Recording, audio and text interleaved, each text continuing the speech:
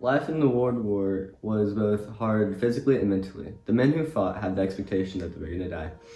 The treacherous nights were long, tiresome, and just a mental strain. Some battles with both sides of the war would go on for months on end, as others were simply 1-hour battles, so it made it hard for the soldiers to prepare for anything. The two powers against each other were the Triple Alliance and the Triple Entente.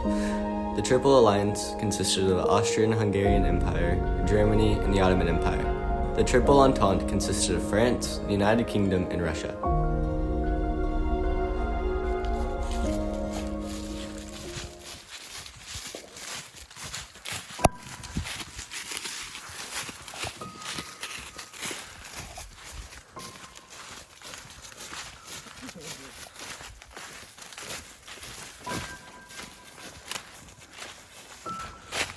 General, sir, I have a message from Herbert Kitchener himself. Herbert Kitchener, go on then. What is it? Build the trenches here. You, go 500 foot south, start digging the trench, now.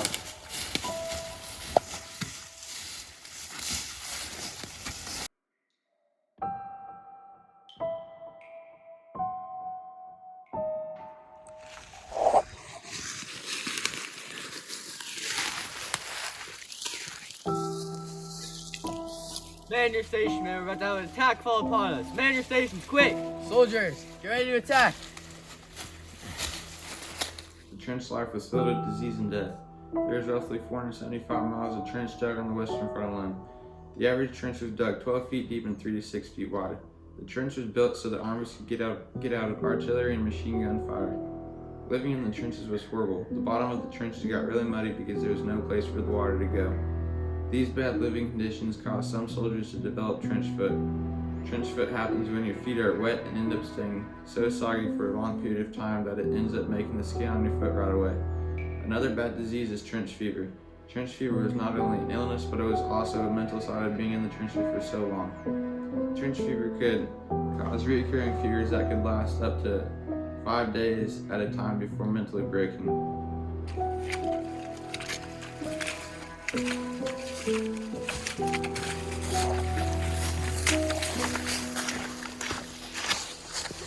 What do you think you're doing, soldier? Get to walking, you lazy piece of diabolical bullcrap! Do you hear me? Do you hear me? Yes, sir. Get to walking, I'll shoot you dead right here in front of everyone, and no one will care! Yeah, yes, sir. Yes, sir.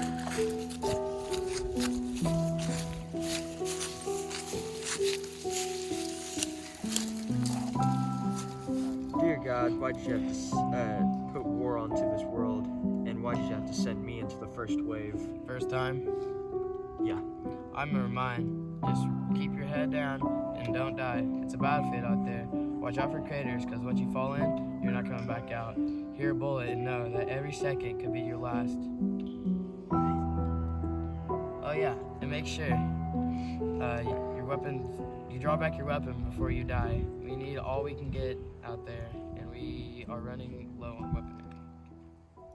No Man's Land. It was a desolate place with blown apart trees, craters from artillery, and bodies being eaten by scavengers, and broken down tanks with their crew either trapped inside or dead before they could even get out. No matter how many soldiers were sent over the line into No Man's Land, it was an almost guaranteed that no man would return back alive.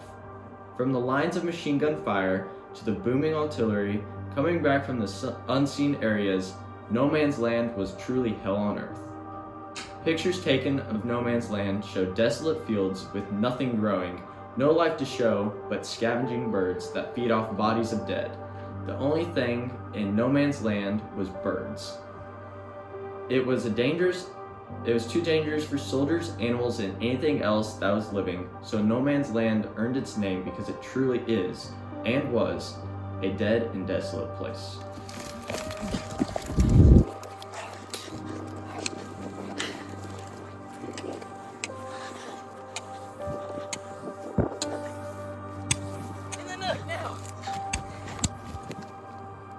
Whoa there, doggy. You're like a Rottweiler. You gotta have tact with what you do. Copy that? Yes, Red Leader. Send them in, boys. Whoa there, boys. You're getting a little close. World War I brought new aspects into war than just land-based warfare. The invention of the plane some years sooner rapidly changed the battlefield with the idea of aerial bombardment and surveillance capabilities from the sky.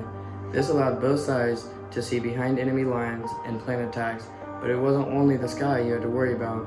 Machine gunners also played a huge role along with artillery. Machine guns allowed armies to mow down enemy soldiers with clouds of bullets, killing and shredding everything in their path. Artillery was just cannons, but on steroids, and firing massive shells that could travel for miles before losing their energy and smacking the floor next to enemy lines, or soldiers ending everything around it. Run! No, you couldn't. No, Sergeant, no.